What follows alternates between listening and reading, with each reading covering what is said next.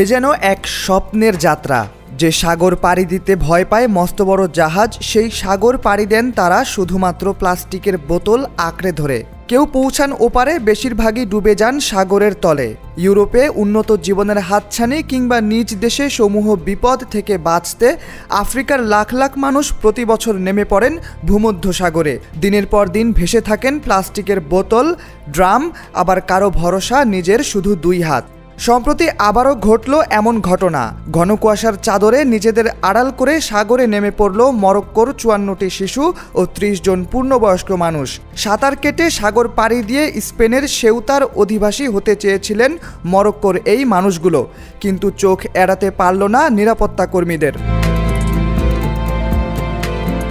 স্পেনের television channel RTVEর বরাত দিয়ে এ খবর প্রকাশ করেছে বার্তা সংস্থা রয়টার্স, যেখানে দেখা যায় সিভিল গার্ড কিছু মানুষকে নিরাপদে ফিরিয়ে আনতে বারবার উদ্ধার অভিযান পরিচালনা করছে, আর অন্যরা এরই মধ্যে পৌঁছে গেছে সেউতার ছিটমহলে। পরে বাকিদেরও উদ্ধার করে সেউতার অস্থায়ী আশ্রয় কেন্দ্রে রাখা হয়েছে বলে জানা গেছে। মরক্কোর ভূমধ্যসাগরীয় উপকূলে স্পেনের এখনও 2টি ছিটমহল আছে। 1956 সালে মরক্কো ফ্রান্সের কাছ থেকে স্বাধীনতা লাভ করলেও এর উপকূল ঘেঁষে তৈরি হওয়া সেউতা ও মেলিলা নামক জায়গাটি এখনও স্পেনের আওতাধীন রয়েছে। মরক্কো থেকে প্রতি বছর বিপুল সংখ্যক মানুষ জীবনের ঝুঁকি নিয়ে এই ছিটমহলে প্রবেশ করে থাকেন। 2022 সালে স্থলপথ দিয়ে মেলিলা ও ছিটমহলে প্রবেশ করতে গিয়ে প্রায় 2000-এর মতো অভিবাসী সীমান্তের বেড়া ভেঙে হুড়মুড়িয়ে পড়ে যান। এ সময় পদদলিত হয়ে নিহত হন 23 জন। কেননা মেলিলা ছিটমহলেই আফ্রিকার সঙ্গে ইউরোপীয় ইউনিয়নের স্থল সীমান্ত আছে।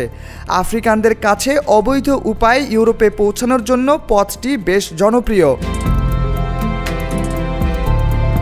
26 জুলাই সাঁতরে সেউতায় প্রবেশ করতে যাওয়া সেই শিশু ও যুবকদের একাংশ ধরা পড়েন সিভিল গার্ডের কাছে। তারা আপাতত অস্থায়ী আশ্রয় কেন্দ্রে আছেন বলে জানা গেছে। তাদের বিষয়ে কি সিদ্ধান্ত হবে তা পরে জানা যাবে বলে জানিয়েছে কর্তৃপক্ষ। তবে বেশিরভাগ সময় দেখা যায় যারা ধরা পড়েন তাদের তাৎক্ষণিক নিজ দেশে ফেরত পাঠানো হয়। তবে অভিবাসী যদি শিশু বা রাজনৈতিক কোনো ব্যক্তি হয় তাহলে তাদের বিশেষভাবে বিবেচনা করা হয়।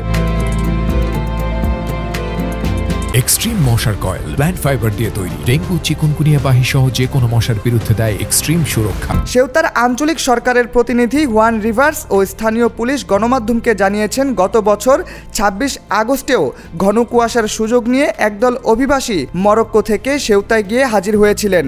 এর আগে 2021 সালে এক বালককেও দেখা গেছে প্লাস্টিকের বোতলে ভর করে সাগর পাড়ি দিচ্ছে। পরে তাকে উদ্ধার করে পুলিশ।